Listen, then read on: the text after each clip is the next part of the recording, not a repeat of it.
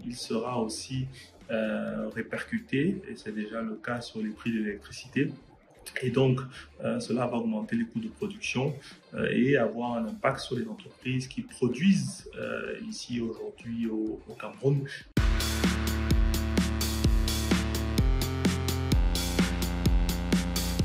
Alors, la hausse des prix du carburant aura d'abord nécessairement un impact sur le pouvoir d'achat des ménages. Cette hausse de 15% sur le super et 13% sur le gazole va nécessairement impacter le panier de la ménagère, en ce que non seulement il va entraîner une augmentation du coût d'un certain nombre de produits de consommation,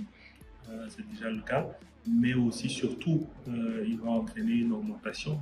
des coûts de transport, et donc ce qui va considérablement réduire le pouvoir d'achat des ménages, notamment les plus vulnérables, et qui va nécessiter, on l'espère, un ensemble de mesures d'accompagnement qui vont se caractériser par une forme d'inclusion dans la manière dont ils vont se déployer auprès de toute la population, parce qu'il faut tenir compte de ce que aujourd'hui les populations actives ne se retrouvent pas uniquement dans le secteur public,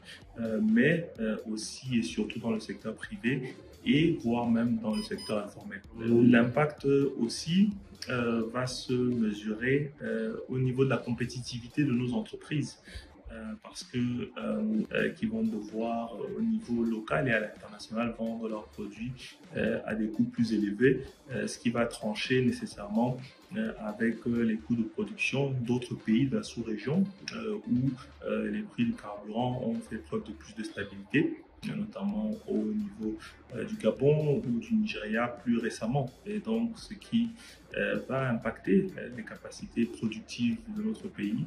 et doit nous amener à réfléchir plus que jamais également à la manière dont nous industrialisons notre filière pétrole et où nous relançons l'activité de raffinerie pour avoir un pétrole ou un carburant à des prix plus avantageux au niveau local. Le troisième impact, aussi important quand même qu'il faut interroger, c'est l'impact sur le budget de l'État, puisque l'idée de cette mesure était de pouvoir soulager le budget de l'État, les subventions de carburant qui impactent au moins en minima autour de 65 à 70 milliards par mois le budget de l'État.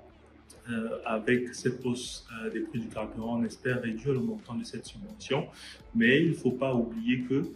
derrière, il y a quand même au cours de ces dernières années une dette qui s'est accumulée vis-à-vis des marketeurs et qu'il faudra pouvoir apurer pour leur permettre de continuer à assurer non seulement la sécurité, mais aussi la qualité des approvisionnements, et ce qui doit aussi nous amener à nous interroger sur la gouvernance économique de notre pays et nous obliger peut-être, au-delà de cette question des subventions des prix du carburant, à mettre également l'accent sur la rationalisation des dépenses publiques.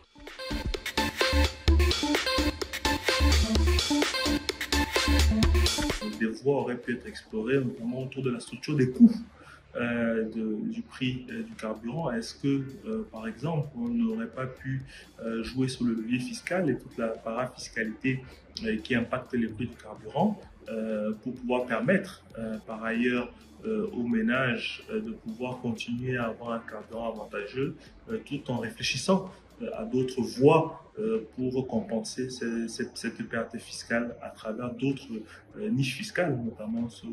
le plan foncier. On aurait pu penser aussi à voir dans la structure des coûts, est-ce qu'on n'aurait pas pu avoir une optimisation au niveau des coûts d'approvisionnement de ces produits-là. Aujourd'hui, on sait que l'intermédiation qui est faite dans l'approvisionnement de ces coûts à travers les traders a également un impact sur le coût du produit importé. Et donc,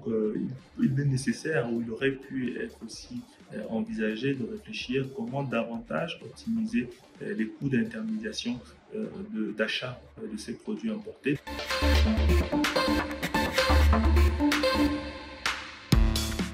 je pense que ça doit nous amener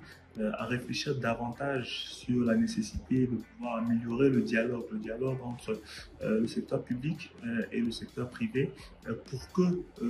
y compris sur des mesures comme celle-là, nous puissions travailler ensemble à la fois dans la conception de la mesure, aussi dans une façon ou d'une autre, la prise de décision autour de cette mesure, et après, et ça ce sera le point